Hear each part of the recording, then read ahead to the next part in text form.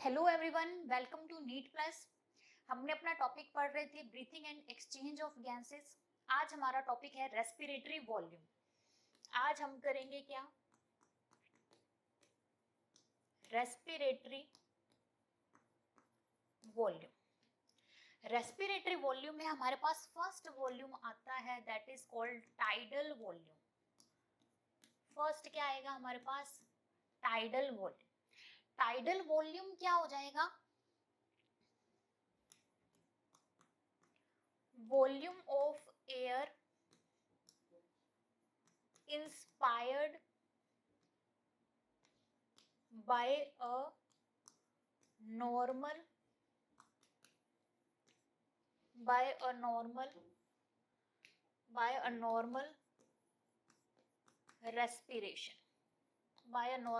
respiration।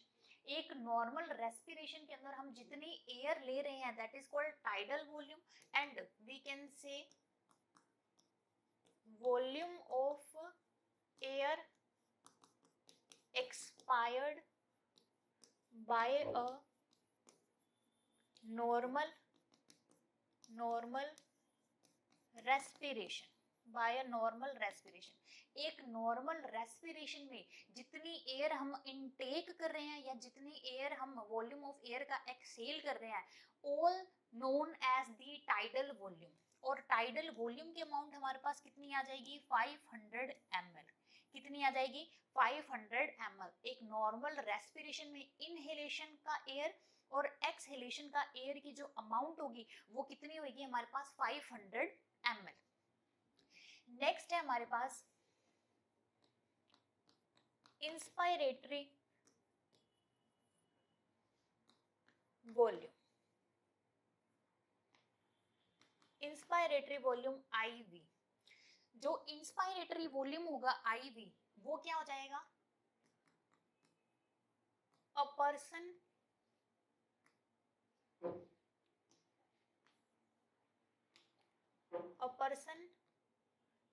Can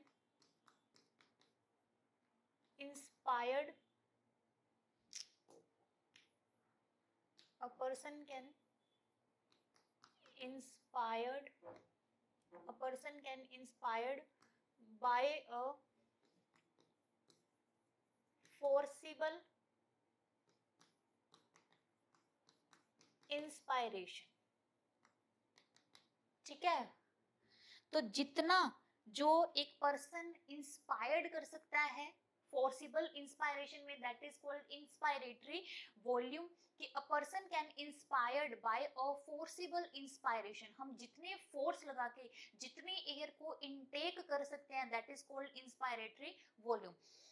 force लगा के जितनी एयर को इनहेलेशन में ले सकते हैं that is called inspiratory volume. इसकी अमाउंट कितनी हो जाएगी? 2500 ml टू 3000 ml। नेक्स्ट है हमारे पास क्या?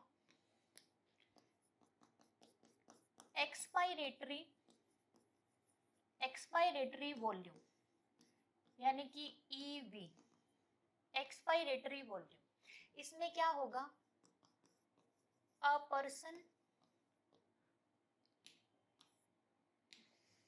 Person can expire by a forcible expiration। एक पर्सन क्या कर रहा है? एक्सपायर कर रहा है एयर को after a forcible expiration. Forcefully हमने गैसेस को इनटेक किया, that is called IV, inspiratory volume. अब फोर्सफुली हम क्या कर रहे हैं? एक्सपायरेशन कर रहे हैं, that is called EV, inspiratory volume. और इसकी अमाउंट हमारे पास कितनी हो जाएगी? 1000 से 1100 ml। ये अमाउंट हमें याद रखनी है कि इनकी कितनी कितनी अमाउंट हमें दी हुई है।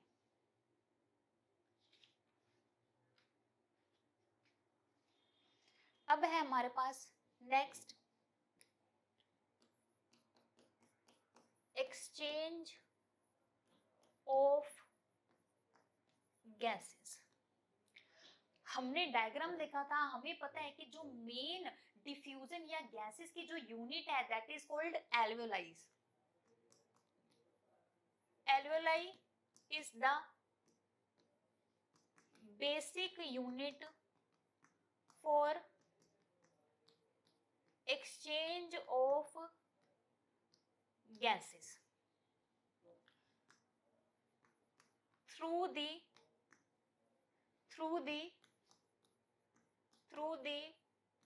process of diffusion.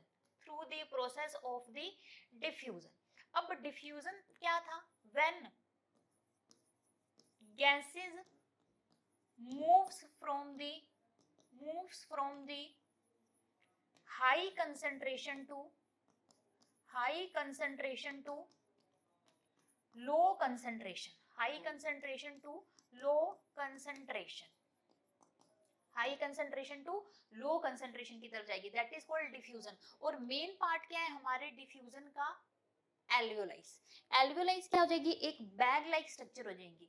और कौन से फैक्टर हैं जो अफेक्ट करते हैं? Affect the exchange of gases. ऐसे कौन से फैक्टर हैं जो गैसेस एक्सचेंज को इफेक्ट करेंगे? तो हमारे पास है फर्स्ट क्या? सोल्यूबिलिटी ऑफ गैसेस की solubility and membrane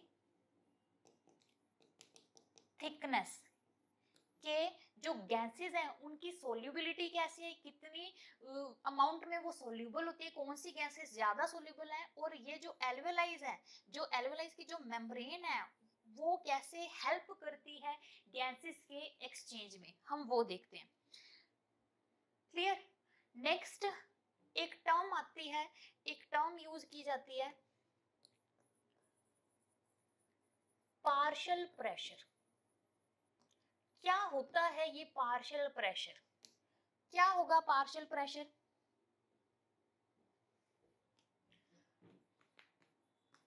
pressure contributed by a individual gas.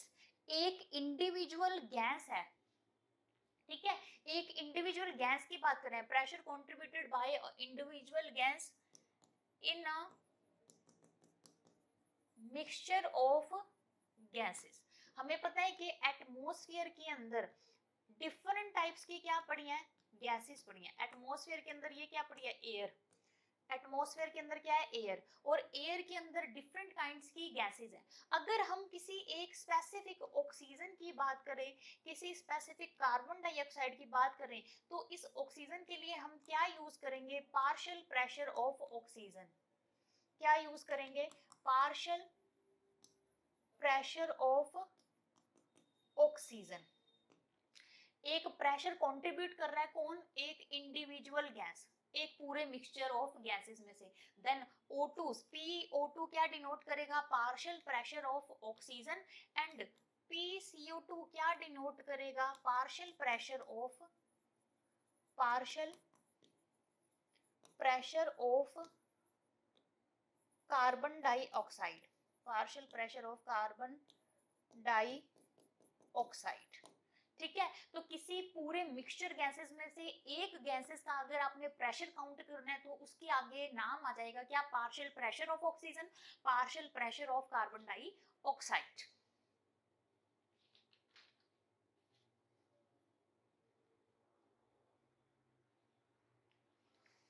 Clear. अब हम देखते हैं मूवमेंट ऑफ गैसेस का कैसे होगा.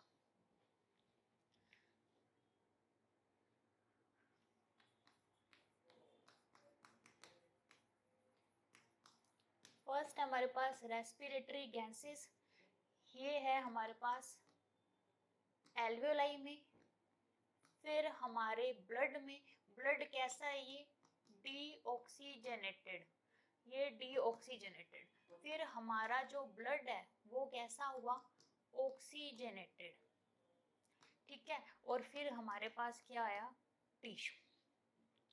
अब एक हिंट से याद रखना है आपने कि अगर मैं मिनिमम की बात करूं यानी कि कम की बात करूं, अगर मैं मिनिमम की बात कर रही हूँ तो अमाउंट आएगी 40, और अगर मैं मैक्सिमम की बात करूं तो अमाउंट आएगी 45। स्पेसिफिक ये किसके लिए काउंट होएगा, CO2 के लिए। मिनिमम तो दोनों के लिए सेम रहेगा लेकिन मैक्सिमम थोड़ा चेंज हो जाएगा, इतना याद रखना है। मिनिमम अमाउंट 40 और मैक्सिमम अमाउंट कितनी आ जाएगी, 45 आ जाएगी। अब हम देखते हैं रेस्पिरेटरी गैसेस की बात कर रहे हैं, किसकी, O2 की एंड CO2 की, O2 की एंड CO2 की बात कर रहे हैं। हमें याद रखना है कि मिनिमम कितना होएगा 40 और मैक्सिमम कितना हो जाएगा 45 हो जाएगा। अब हम देखते हैं कि एल्वियोलाइज है, हमने क्या लिया, इनहेलेशन किया। इनहेलेशन के अंदर किसकी अमाउंट ज्यादा आएगी, ऑक्सीजन की, क्योंकि हम ऑक्सीजन इनहेल कर रहे हैं। अब हमें देखना है कि जब हमने इनहेलेशन किया तो हमारी एल्वियोलाइज के अंदर किसकी अमाउंट ज्यादा थी, ऑक्सीजन की। यहाँ पर ऑक्सीजन की अमाउंट ज्यादा कितनी आएगी, 104, और इसको जब हम कम कर देंगे मिनिमम में तब इसकी अमाउंट कितनी आ जाएगी, 40। तब इसकी अमाउंट कितनी आ जाएगी, 40। अब अगर हम बात करें क्या, यहाँ पर ब्लड कैसा है, डीऑक्सीजनेटेड। अगर डीऑक्सीजनेटेड है, डीऑक्सीजनेटेड का मतलब है जहां पर कार्बन डाइऑक्साइड की अमाउंट तो ज्यादा होगी और ऑक्सीजन की अमाउंट क्या होगी, कम। अब कार्बन डाइऑक्साइड की अमाउंट ज्यादा कितनी होगी, 45, और कम कितनी होगी यहाँ पे, 40। ठीक है। अब ब्लड कैसा हो गया, ऑक्सीजनेटेड। ब्लड कैसा है, ऑक्सीजनेटेड। ऑक्सीजनेटेड का मीनिंग है जब ऑक्सीजन की अमाउंट ज्यादा हो और कार्बन डाइऑक्साइड की अमाउंट क्या हो, कम। ऑक्सीजन की अमाउंट यहाँ पर ज्यादा कितनी आ जाएगी, 95, और CO2 की हमेशा कम कितनी रहेगी, 40। यानी कि अगर आप CO2 की अमाउंट को ज्यादा कर रहे हो तो याद रखना है 45 हिंट में, और कम कर रहे हो तो कितनी आ जाएगी, 40। ऑक्सीजन के लिए हमेशा कम अमाउंट कितनी रहेगी, 45, यहाँ पर ज्यादा कितनी आ जाएगी, 95। अब हम आगे टिश्यू पे, अब हम आगे किस पे, टिश्यू पे।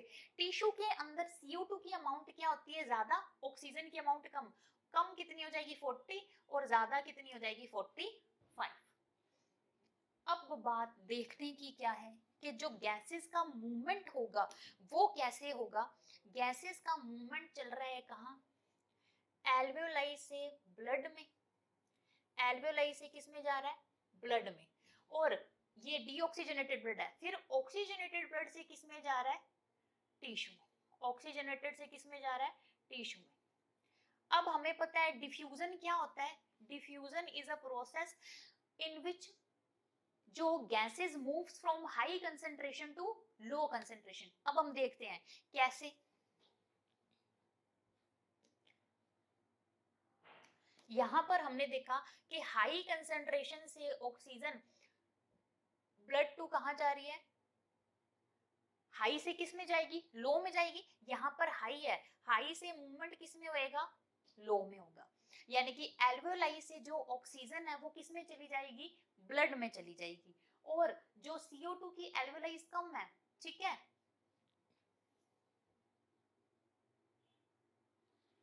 तो वो कहां जाएगी, लो टू हाई। ये कहां जा रही है, 40 टू 45। ठीक है, ऑक्सीजन का मूवमेंट देखना है हमने, क्लियर। अब देखो ऑक्सीजनेटेड ब्लड था वो कहां जा रहा है, कम टिश्यू की तरफ जा रहा है, और CO2 कहां आएगी, बाहर की तरफ आएगी। तो ऑक्सीजन का तो क्या हो रहा है, इनटेक हो रहा है। जब ये ऑक्सीजनेटेड में चेंज हो गया high concentration to low concentration, तो ऑक्सीजन कहां चली जाएगी, टिश्यू में, और टिश्यू से CO2 कहां आ जाएगी, बाहर की तरफ आ जाएगी। कहां आ जाएगी, बाहर की तरफ आ जाएगी। ये मूवमेंट जाएगा ऑक्सीजन का और ये मूवमेंट जाएगा क्या, CO2 का। यानी कि CO2 अगर मैं ओवरऑल देखूं तो ऑक्सीजन तो कहां पहुंच जाएगी, हमारे टिश्यू में, और टिश्यू से वापस क्या आ जाएगी, CO2। यही मूवमेंट हो रहा है, high concentration to low, then high concentration to low. Oxygen तो आगे की तरफ बढ़ रही है और carbon dioxide high concentration to low, high concentration to low, बाहर की तरफ आ रही है। कहां पर, एल्वियोलाइज में। एल्वियोलाई से ऑक्सीजन किस में गई, टिश्यू में, और टिश्यू से कार्बन डाइऑक्साइड कहां आ जाएगी, बाहर आ जाएगी। क्लियर। ये हो रहा है क्या, एक्सचेंज ऑफ गैसेस, एल्वियोलाई से टिश्यू तक ऑक्सीजन की सप्लाई हो रही है, फिर टिश्यू से जो CO2 है वो कहाँ आ गई, एल्वियोलाइज में होगी, और एल्वियोलाइज के थ्रू हम CO2 का क्या कर देंगे, एक्सपायरेशन कर देंगे। और यहाँ पर एक मोस्ट इंपॉर्टेंट चीज क्या आती है, यहाँ पर एक मोस्ट इंपॉर्टेंट चीज आएगी क्या,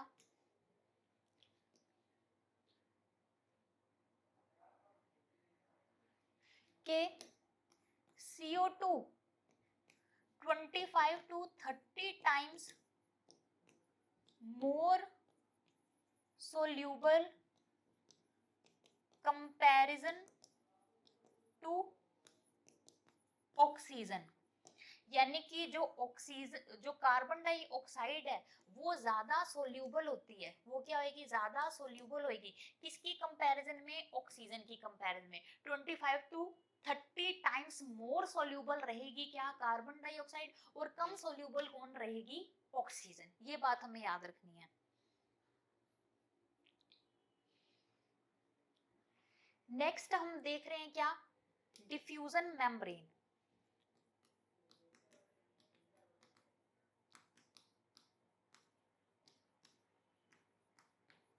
नेक्स्ट हम क्या देख रहे हैं, डिफ्यूजन मेम्ब्रेन। तो हमारे पास जो डिफ्यूजन मेम्ब्रेन है वो देखते हैं हम।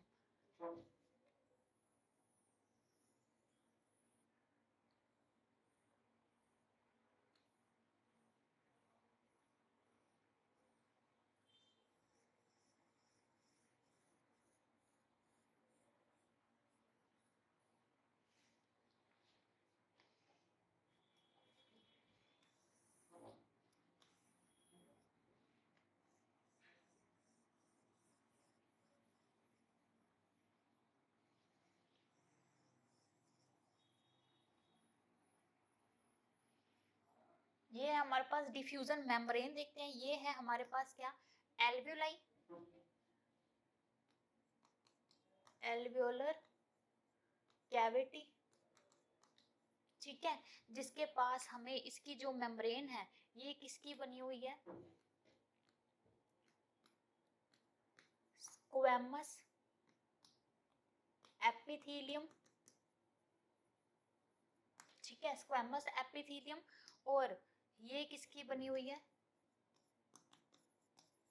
एंडोथेलियम। ये हमारे पास क्या है, एल्वियोलर कैपिलरीज है, एल्वियोलर कैपिलरीज, जिसके अंदर क्या मिलेंगी हमें, आरबीसी। ये क्या है हमारे पास, आरबीसी। और ये जो बीच वाला पार्ट है,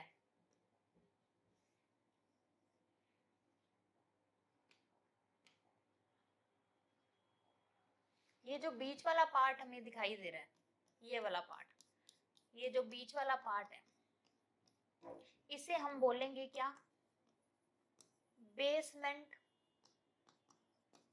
मेम्ब्रेन। इसे हम क्या बोलेंगे, बेसमेंट मेम्ब्रेन। तो हम यहाँ से क्या हो रही है, गैसेस आ रही है, जा रही है, ठीक है। तो अब हमने क्या देखा, जो डिफ्यूजन मेम्ब्रेन है वो किसकी बनी होगी, first thin thin squamous epithelium, thin squamous क्या हो जाएगी, एपिथेलियम ऑफ एल्वियोलाई। देन हमारे पास क्या आ जाएगी, basement membrane,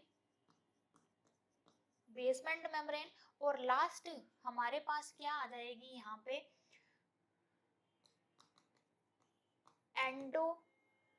endothelium of alveolar capillaries, ठीक है। तो जो डिफ्यूजन की जो मेम्ब्रेन है, मेन साइट क्या हो जाएगी डिफ्यूजन की, एल्वियोलाइज हो जाएगी। एल्वियोलाइज मेन साइट है डिफ्यूजन की। तो जो एल्वियोलाइज की जो मेम्ब्रेन बनी होगी वो किसकी बनी होगी, स्क्वैमस एपिथेलियल टिश्यू की। बीच में क्या आ जाएगा आपके पास, बेसमेंट मेम्ब्रेन आ जाएगा। और लास्ट में आपके पास क्या आ जाएगी, एल्वियोलर कैपिलरीज, जिसके अंदर से क्या हो जाएगा, गैसेस का क्या हो जाएगा, एक्सचेंज हो जाएगा। इस मेम्ब्रेन की जो थिकनेस होगी, थिकनेस ऑफ मेम्ब्रेन इस is less than 1 मिलीमीटर, यानी कि 1 मिलीमीटर से भी कम की इसकी क्या होगी, थिकनेस होगी, इतनी पतली होगी, यानी कि 1 मिलीमीटर से भी क्या मिलेगी आपको, लेस देन मिलेगी। क्लियर हुआ डिफ्यूजन ऑफ मेम्ब्रेन कैसा होगा, जिसकी आपके पास 3 लेयर्स मिल जाएंगी डिफ्यूजन ऑफ मेम्ब्रेन की। अब हमारा नेक्स्ट टॉपिक है ट्रांसपोर्टेशन ऑफ गैसेस, जिसे हम करेंगे अपनी नेक्स्ट क्लास में। Thank you so much.